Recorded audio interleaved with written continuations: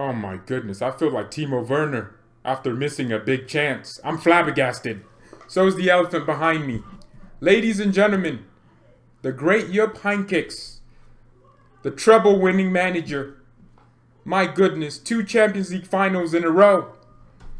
Oh my goodness, just came out with some bombshells.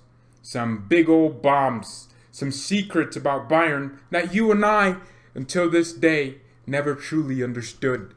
Guys, do you want me to stop making videos? No. Seriously, do you want me to stop making videos? Because some of you aren't subscribed. 40% of you watching this, what are you watching this for? Again, subscribe right now. You know, if you don't subscribe, I'm quitting YouTube. God dang it. I'm literally out here making sure you get good content during these stupid lockdowns that don't make no sense anyways. And you don't want to subscribe and leave a like? You don't even share the videos? How dare you not share the videos? That's even worse.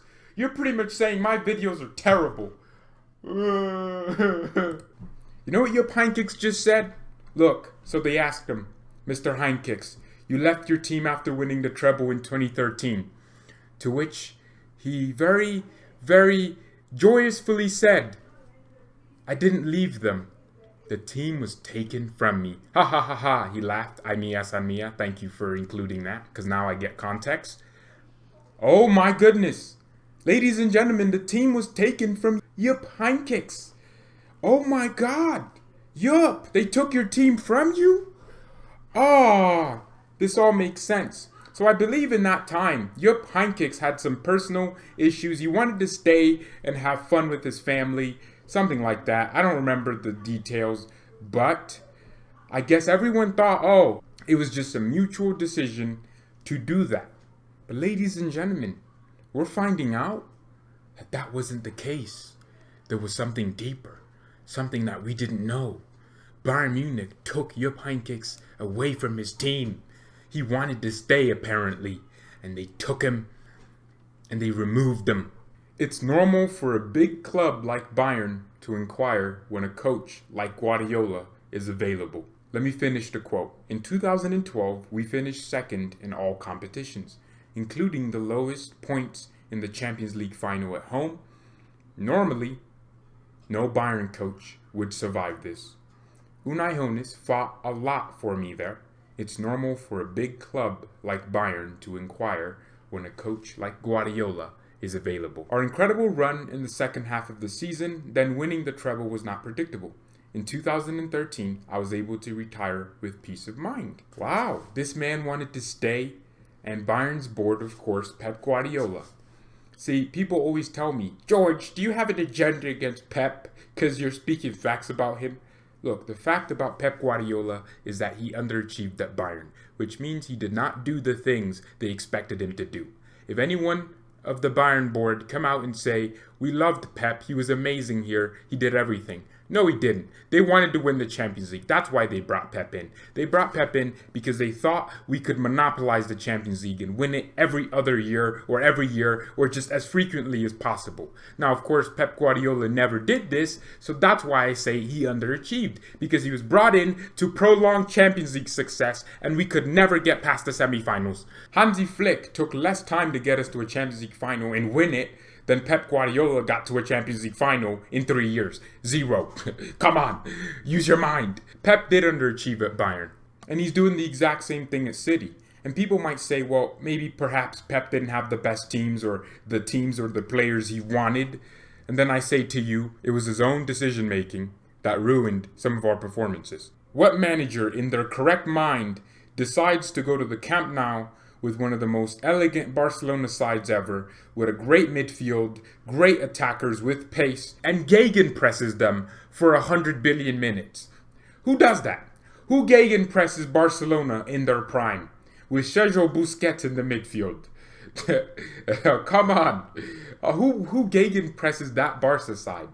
But we did that, and we lost, and then again, we tried to do it, and it didn't work.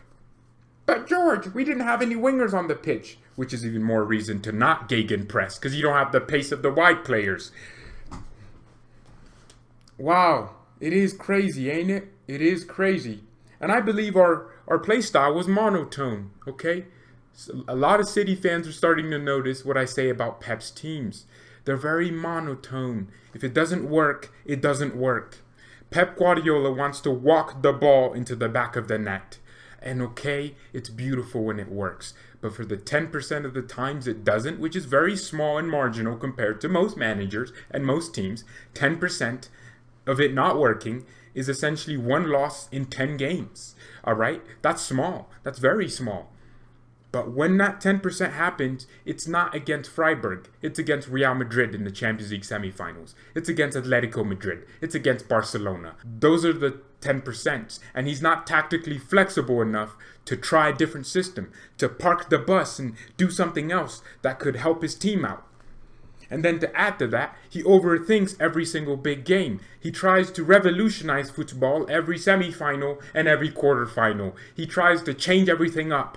And that's not great confidence to your players because you're making them feel like, well, we're not good enough to continue and prolong our style, so we got to change it. Oh, man. People are going to think this channel is some weird thing where I just talk about Pep, but it's not. I'm just speaking my mind, okay? A lot of people still don't see it. People think when you say someone underachieved at something, you hate them. No, in fact, I think Pep Guardiola highly achieved at Bayern. But to the expectations that he was brought in for, he underachieved. The money he spent, he underachieved. The players he bought, he underachieved. The players he was given, he underachieved. There you go. That's how you see it. At Man City, this man buys new left backs every single year.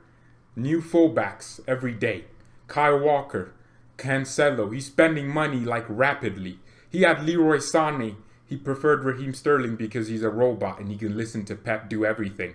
Yeah, essentially, he's had everything. This guy has had everything in the game. Imagine if Hansi Flick had the money Pep did. Man City would be winning the Champions League every single year. If Jurgen Klopp did, Man City would be winning the Champions League every single year. The type of money where you can just build a new team every transfer window doesn't exist for every manager. Pep came into an already world-class team. He got rid of players that were too lanky for his style of play. Mandzukic, you were gone. And then he brought in his own players. He took Javi Martinez, one of the best defensive midfielders in the world. Of course, he had his injury issues, but Pep didn't like him in the midfield, moved him to center back. And imagine if Javi just kept being in midfield. Games where our defense could have been exposed, could have been better. He moved Philipp Lahm into the midfield, which I have no problem with, but then again, he played Rafinha right back when it mattered. Pep, why? Why'd you do that? Why would you play Rafinha right back in a big game? Why would you do that? That doesn't make sense. Just do what's normal. Play Philipp Lahm against Marcelo. Just do the basics. Pep doesn't care about the basics. He wants to complicate every aspect of the game. He is crazed and obsessed with controlling players down to the T. Toni Kroos said it. Pep Guardiola is an amazing coach, but he's not a very good person to speak to as a manager. You want someone to talk to, someone that can motivate you. Samuel Eto'o said it perfectly. Pep wouldn't even talk to him. Pep would use players like Xavi and he would use different mediums to speak to Eto'o. That doesn't make sense. I don't know why my title says Return of the Jedis. Someone said I can't have an apostrophe right after a plural, or I don't care. Not that deep. So it is crazy how Jupp Heynckes said that.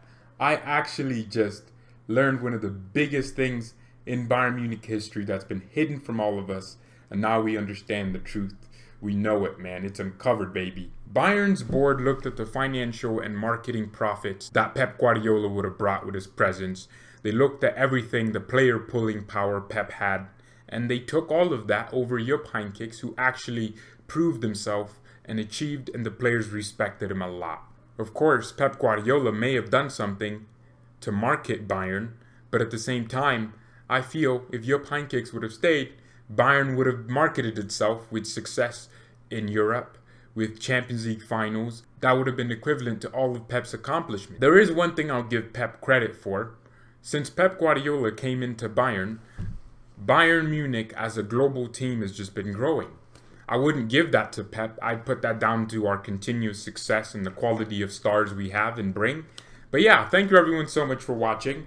I literally said I'll credit Pep for this, and then I said no. But I don't care. But Mia san Mia and peace. Here, I'll predict one of the comments right now. George, Pep did this. We scored this many goals. George, Pep got unlucky. Oh no, Pep was so unlucky. oh, it's not like he changed his tactics every big game. No, he was unlucky. George, he didn't have wingers in 2015. George, he did this. George, you're stupid. You don't know ball. George, you just hate Pat. George, you're just a hater in general. George, you're stupid. George, you're just a I heard it all, man. Mia, Mia, and peace.